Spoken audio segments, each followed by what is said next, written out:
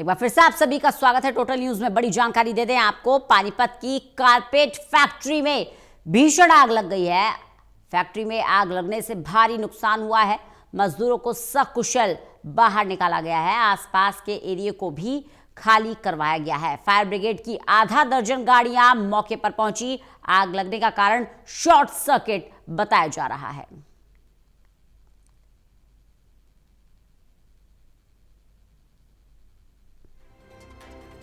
पानीपत की carpet factory में भीषण आग लग गई। मजदूरों को सकुशल बाहर निकाल लिया गया है, लेकिन नुकसान काफी हुआ है। आधा दर्जन से ज्यादा फायर ब्रिगेड की गाड़ियां मौके पर हैं, जो आग को काबू में करने के लिए कड़ी मशक्कत कर रही हैं। तस्वीरें आप देख सकते हैं किस तरह से धू धू करके ये आग जल रही है।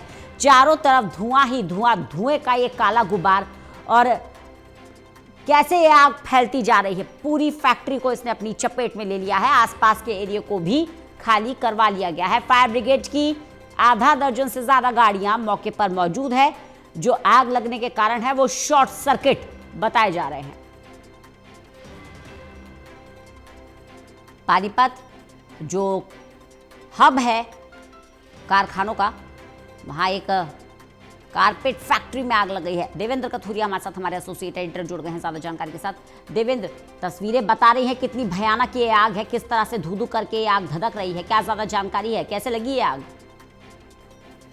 बिल्कुल रंजना, देखिए पानीपत औद्योगिक शहर है, टेक्सटाइल सिटी के नाम से पूरे देश क्या दुनिया में भी नाम है पानीपत का।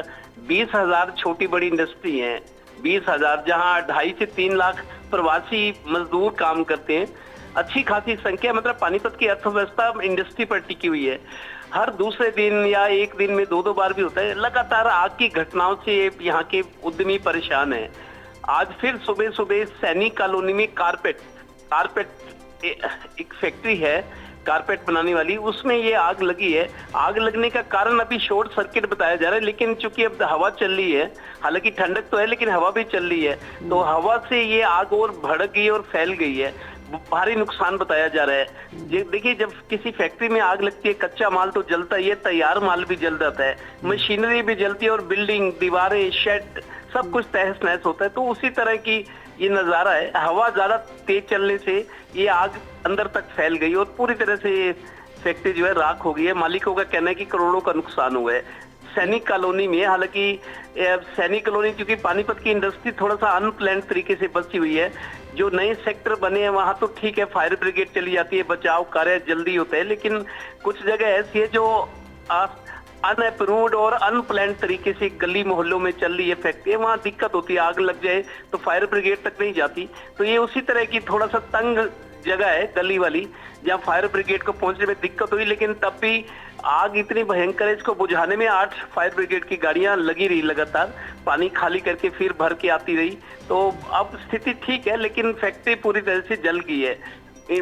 भवन जल गया, फैक्ट्री का भवन, दीवारें, शेड, मशीनरी और कच्चा माल, तैयार माल सब तहस नहस बर्बाद हो गए एक तरह से। जी देवेंद्र, वहीं मजदूरों को लेकर क्या जानकारी मिल पा रही है? क्या सभी मजदूरों को सकुशल बाहर निकाला गया? देखिए रंजना, कोई जानी नुकसान तो नहीं हुआ। दरअसल जब आग लगी थी तो मजदूरों में थोड़ा अफरा तफरी थी, लोग बाहर आ गए। जानी नुकसान कोई भी फैक्ट्री मालिक नहीं चाहता।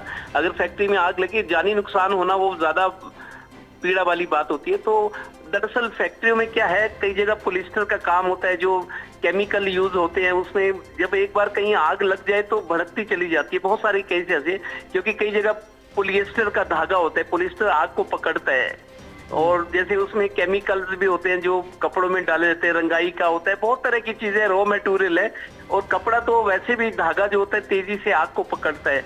और फैक्ट्री में कई तरह की चीजें यूज होती हैं जो ज्वलनशील होती हैं, जैसे केमिकल हो गए हैं, और उसके अलावा जो कच्चा धागा होता है, रॉ मटेरियल है, पका हुआ है, पॉलिएस्टर का धागा होता है। तो ये सारी चीजें जो आग को अपनी ओर खींचती हैं, तो ऊपर से हवा का चलना, इस वजह से नुकसान ज्यादा हुआ है। लेकिन मालिक का कहना नुकसान तो बहुत हुआ है, कोई ये अच्छी बात है, किसी का जानी नुकसान या कोई झुलसा नहीं है, बचाव हो गया है। जी चलिए, बहुत बहुत शुक्रिया देवेंद्र हमारे साथ जुड़ने के लिए, इस जानकारी के लिए।